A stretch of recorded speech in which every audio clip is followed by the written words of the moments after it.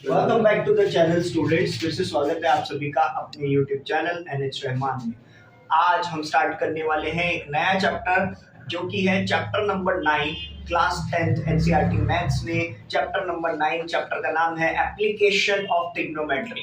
ये एक वाहिद ऐसा चैप्टर है जो आपको ये बता देगा कि ट्रिग्नोमेट्री का एक्चुअल लाइफ में क्या यूज है, किस तरह से काम करता है, पूरा का पूरा ट्रिग्नोमेट्री का एक पूरा फंक्शन। इस चैप्टर को स्टार्ट करने से पहले तो एक बात बता दूं, इस चैप्टर में सिर्फ और सिर्फ एक ही एक्सरसाइज है जिसमें मोस्टली 15 क्वेश्चंस हैं और 6 एग्जांपल्स हैं इस पूरे चैप्टर में।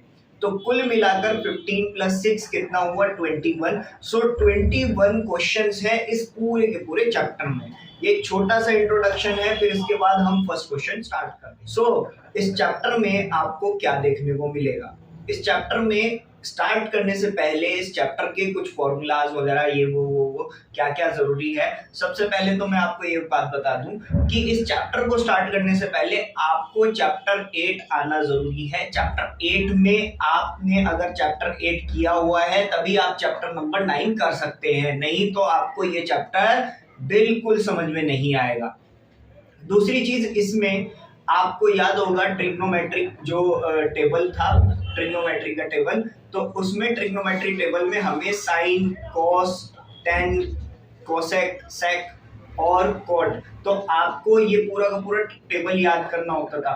तो इतना मैं आपको बता दूं, सिर्फ और सिर्फ इस चैप्टर में आपको 3 ही फंक्शंस की जरूरत पड़ेगी, साइन, कॉस और टेन की। और यहाँ पर आपको जो डिग्री वाला यूज करना पड़ेगा, आपको ना तो 90 डिग्री यूज करना है ना ही 0 डिग्री यूज करना है। तो बचे कितने? बचे ये सिर्फ 30, 45 और 60 डिग्री, और इनके ये इक्वेशन है। दूसरी चीज आपको याद रखनी है वो था पंडित बद्री प्रसाद। कुछ याद आया ना वो फॉर्मूला?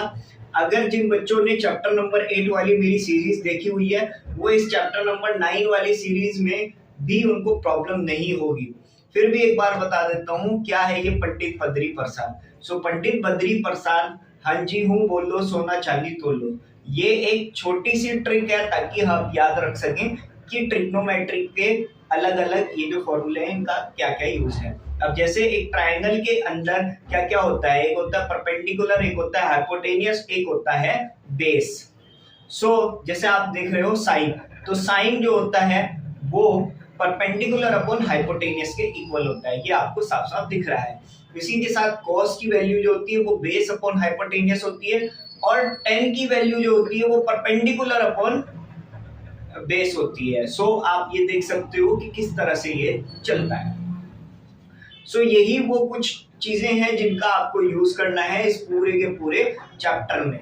स्टार्ट करते हैं हम एक्सरसाइज 9.1 से फर्स्ट क्वेश्चन। स्टूडेंट्स बढ़ते हैं इसके फर्स्ट क्वेश्चन में। तो आ जाते हैं एक्सरसाइज 9.1 के फर्स्ट क्वेश्चन से। शायद इस क्वेश्चन से आपको ये समझ में आ जाएगा कि यहाँ पर किस तरीके से क्वेश्चंस आते हैं। स्टार्ट करते हैं पहले क्वेश्चन से।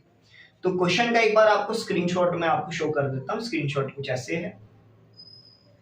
A circus artist is climbing a 20-meter long rope. जो एक सर्कस आर्टिस्ट है वो एक क्लाइंबिंग कर रहा है, which is tightly strapped and tight from the top of the vertical pole. पोल का मतलब यहाँ पर एक खंबे को कहा गया है, ठीक है, खंबे को कहा गया है। आपने देखा होगा सर्कस वगैरह में जो पूरी की पूरी एक स्ट्रक्चर होता है कैंप का, वो एक तरह का कैंप होता है जो कि क्लोथ्स वगैरह से बनता है, तो उनको जो है स्टैंड करने के लिए हम लोग पोल का यूज करते हैं। तो इसी तरह से वहां पर एक पोल है जिसको पकड़कर एक आर्टिस्ट जो है, एक स्टंट मैन जो है वो उसको पकड़कर खड़ा हुआ है एक क्लाइंब करने के लिए। तो देखो कुछ इस टाइप से फिगर बनेगी। जैसे कि आपने राइट एंगल ट्राइंगल देखा होगा।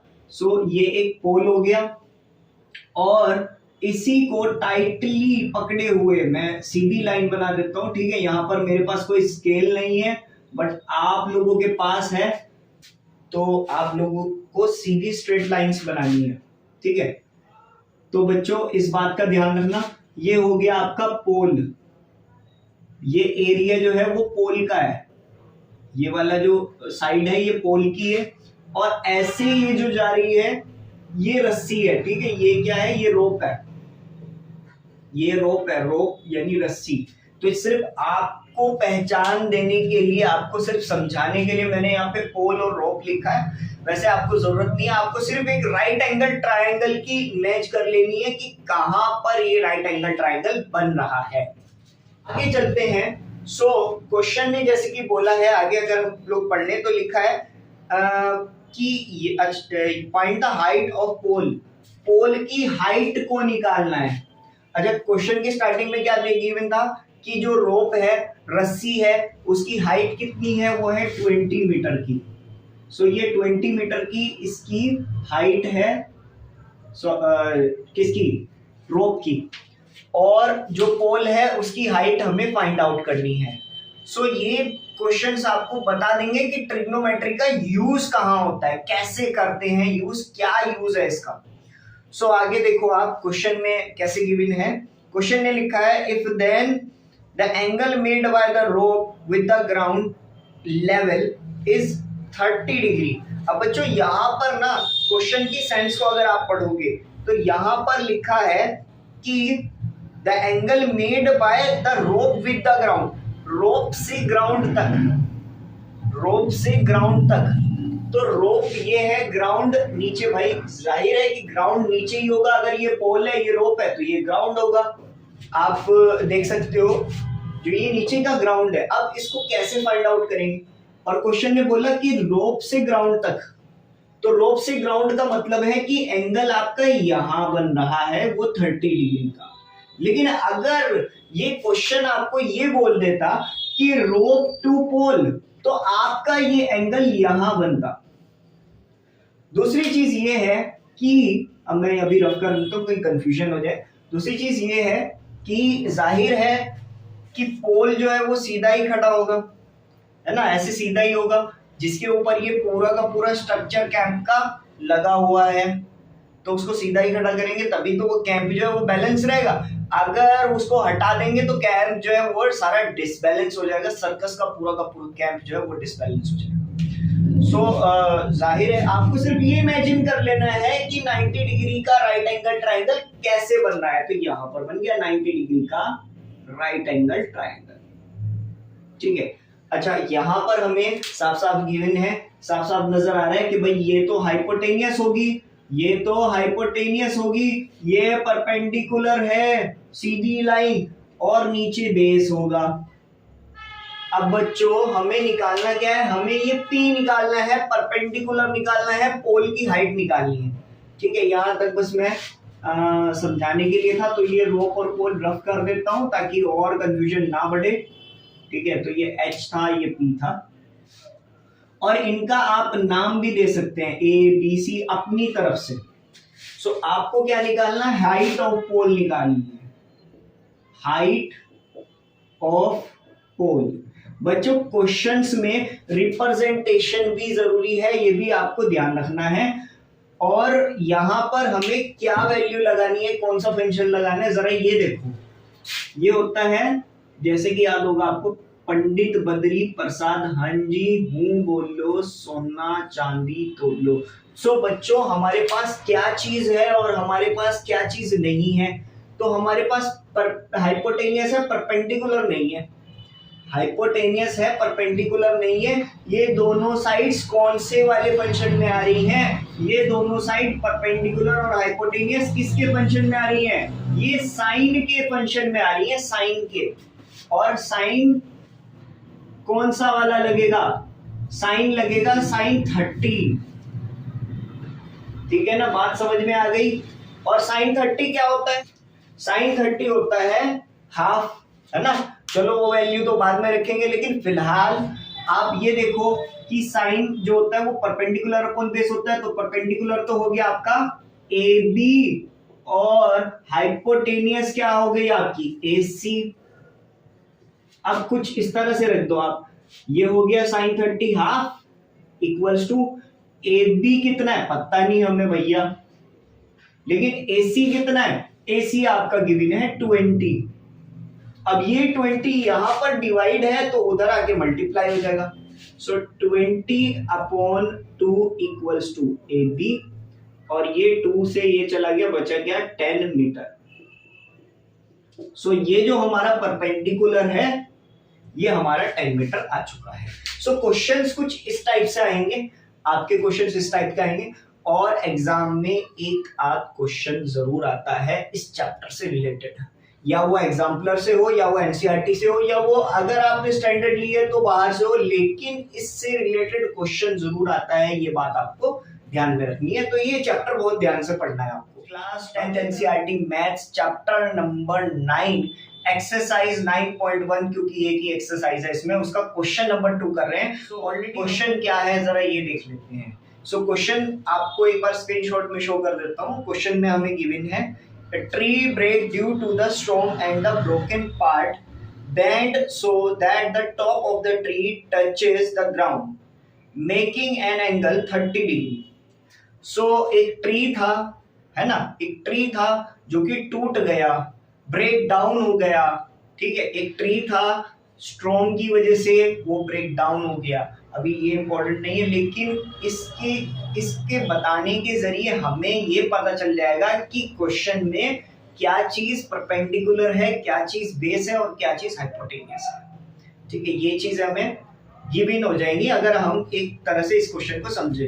तो एक ट्री था जो कि ब्रेक डाउन हो गया स्टॉर्म की वजह से, broken part bend so the top of the tree and touches. अब जो पेड़ था, मैं एक बार पेड़ बना देता हूं यहाँ पे, तो सीधा पेड़, ये पेड़ टूट चुका है और टूटने के बाद ये ऐसे ग्राउंड पर पड़ा हुआ है, ठीक है, ऐसे ग्राउंड पर पड़ा हुआ है और ये नीचे ग्राउंड है। उम्मीद है आपको साफ साफ नजर आ रहा होगा। एक बार मैं कैमरे में चेक कर लेता हूँ, बिल्कुल साफ साफ नजर आ रहा है। तो वो ग्राउंड पर पड़ा है और यहाँ पर हमें क्या क्या गिवन है, कह रहा है कि वो ग्राउंड से टच हो रहा है, यहाँ पर टच हो रहा है ग्राउंड से, और वो बोल रहा है हमें कि ये जो है एंगल बना रहा है ग्राउंड से, ठीक है, ट्री का जो टॉप है वो ग्राउंड से टच हो रहा है। देखो क्वेश्चन में साफ साफ आपको पॉइंट आउट हो रहा है, तो टॉप जो है वो ग्राउंड से नीचे से टच हो रहा है, वो 30 डिग्री का एंगल बना रहा है। और आपको क्या गिवन है, the distance between the foot of the tree the point where the top touches is 8 metre. अब अगर हम यहां से यहां तक चलते हैं, ट्री के टॉप से यहां तक चलते हैं, तो वो 8 मीटर है। कितना है, 8 मीटर है, ठीक है। हमें क्वेश्चन ने क्या कहा है find the height of the tree. Tree की एक्चुअल हाइट कितनी थी, जब ये ट्री ऐसे सीधा था तो इसकी हाइट कितनी थी। तो एक तरह से हमें अगर पूछा जाए तो अगर ये परपेंडिकुलर, ये हाइपोटेनियस और ये बेस है, तो एक्चुअली में हमारे से अगर ट्री की हाइट को ये पूछ रहा है, हाइट ऑफ ट्री अगर ये पूछ रहा है, सो हमें क्या करना पड़ेगा, परपेंडिकुलर और हाइपोटेनियस को ऐड करना पड़ेगा। समझ गए ना। ये जो हाइपोटेनियस अभी बनी हुई है, जब ये पहले सीधी ऐसे खड़ी थी तो ये सीधी ऐसे पेड़ बना हुआ था, तो ये पूरी हाइट कितनी थी। समझ गए ना क्वेश्चन को। सो मैं एक बार बड़ा सा ट्रायंगल बना लेता हूं जिससे आपको और क्वेश्चन ठीक से समझ में आ जाए। तो एक बड़ा सा यहाँ ट्रायंगल बना लें, ऐसे ही ट्रायंगल मैंने, मेरे पास कोई किसी तरह का ABC। सो यहाँ पर 30 डिग्री था और क्वेश्चन ने जैसे कि हमें बोला था distance between the foot of the tree to the point where the top touches is 8 metre. तो ये 8 मीटर यहाँ पर था और क्वेश्चन ने ये सब हमें गिवन था और हमें अब निकालना ये है कि ये हाइट कितनी है जितने बचे बुचे की है और ये हाइपोटेनियस कितनी है। तो कैसे निकालेंगे, सबसे पहले तो मुझे मैं निकाल लेता हूँ इसकी हाइपोटेनियस निकाल लेते हैं। सबसे पहले इसकी हाइपोटेनियस निकाल लेते हैं, ठीक है। तो हाइपोटेनियस निकालने के लिए मुझे क्या चलाना पड़ेगा, पंडित बद्री प्रसाद हंजी हूँ बोलो सोना चांदी दोनों। सो बेस मेरे पास गिवन है, मुझे हाइपोटेनियस चाहिए, उसके लिए मुझे कॉस चलाना पड़ेगा। तो cos 30 डिग्री निकालना पड़ेगा मुझे। cos 30 डिग्री निकालते हैं। सो cos 30 डिग्री होता है cos 30 डिग्री यहां पर मुझे मिलेगा BC अपॉन AC। और cos 30 डिग्री कितनी वैल्यू होती है? cos 30 डिग्री होती है 2 अपॉन √3।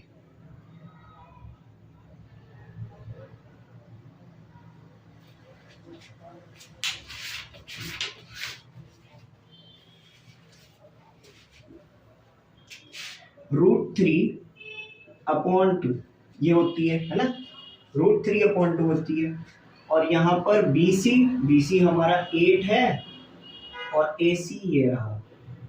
सो अब यहाँ पर क्या होगा भाई, क्रॉस मल्टीप्लीकेशन, ये यहाँ जाएगा ये यहाँ जाएगा, तो ये हो गया AC √3 इक्वल्स टू 8 इंटू 2 16, और ये √3 नीचे चला गया, AC इक्वल्स टू 16 अपॉन √3। अभी इस वैल्यू को अभी ऐसे ही छोड़ दो, क्योंकि अभी क्वेश्चन हमने फाइनल नहीं किया। अगर आपको लग रहा है ये रेशनल नंबर है तो फिर भी इसको छोड़ दो, ठीक है। और नेक्स्ट आते हैं अब हमने इसका AC तो निकाल लिया, AC तो हमारा आ गया 16 अपॉन √3, ठीक है। और अब मैं AB निकाल लेता हूं। तो AB निकालने के लिए AB मेरा परपेंडिकुलर है, तो ये मैं 10 का सहारा ले सकता हूं। तो यहाँ 10 30 डिग्री रख लेता हूं। 10 30 डिग्री मेरा AB अपॉन AC हो सकता है। अब आपको पता चलेगा मैंने ऐसा क्यों किया, ये √3 क्यों नहीं हटाया, क्योंकि 10 30 डिग्री 1 अपॉन √3 होता है, और यहाँ √3 वहां भी √3 था, क्यों, है ना। और AB जो कि मुझे अभी पता नहीं है, जिसकी वैल्यू मुझे ज्ञात नहीं है, लेकिन ये 8 है, ये यहाँ डिवाइड है, उधर मल्टीप्लाई हो जाएगा, 8 अपॉन √3 हो जाएगा, है ना। AB की वैल्यू ये आ जाएगी। सो एक तरह से मुझे यहाँ पर जो हाइपोटेनियस थी ये AC ये भी निकल गई, और यहाँ पर मुझे AB यानी परपेंडिकुलर भी निकल चुका। तो मैं इसको यहाँ लिख देते हैं।